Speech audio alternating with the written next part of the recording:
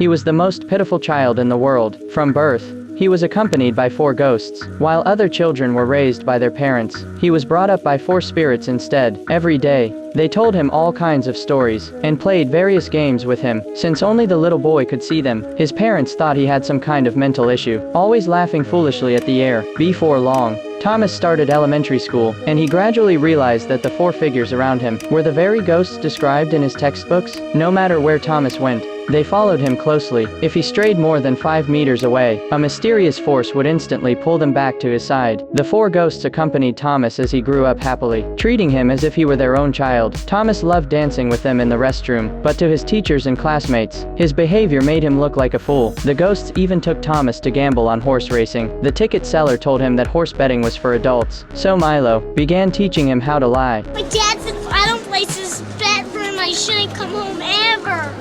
You'll give me an awful beating. You'll give me an awful beating.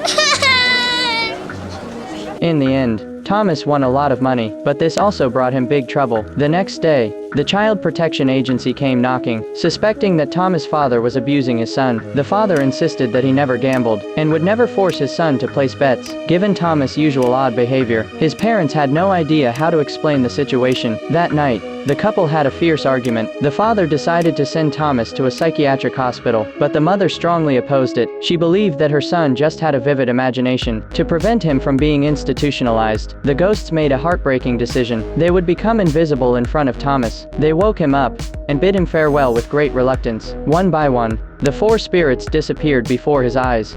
So long, buckaroo. I'm so sorry, Thomas. I am so proud of you. Bye, sweetie.